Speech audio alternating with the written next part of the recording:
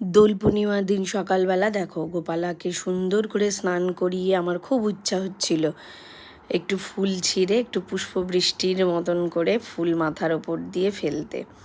সেটা যাই হোক করেছিলাম। তারপরে দেখো দাদাকে দিয়ে আমি এই সব ফুল আনিয়েছিলাম, গোলাপ ফুলগুলো আনিয়েছিলাম, পাপড়িগুলো খুলে খুলে গোপালের জন্য একটা মালা তৈরি করব তাই।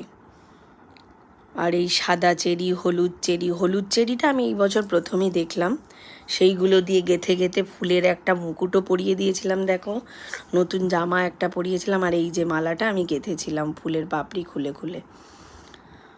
মালাটা দেখতে কিন্তু সত্যিই সুন্দর, তবে ওগুলো দেখলাম ব্যাঙ্গালোর যে গোলাপ হয় ওর পাপড়িগুলো বেশি বড় বড়, তো ওইগুলোতে দেখতে বেশি ভালো লাগে। সকালের জন্য একটু ফল দিয়েই গোপালাকে সেদিন ভোগ দিয়েছিলাম।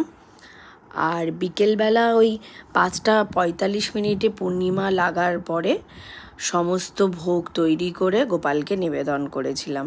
সেই ভিডিওটাও খুব শিগগিরই তোমরা দেখতে পাবে।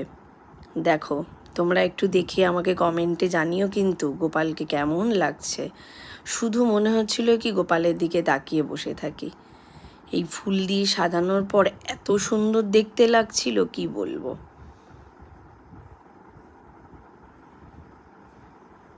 ফুলের ওপর আমার গোপাল বসে আছে।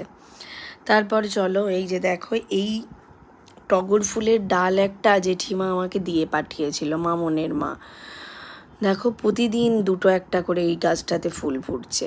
বর্ষা হলে আরও হয়তো ডালপালা এটার বেরোবে, তো গাছে থাকলে তো সেই শুকিয়ে পরের দিন পড়ে যাবে, সেই জন্য তুলে নিয়ে গোপালকে প্রতিদিন দিয়ে দিই।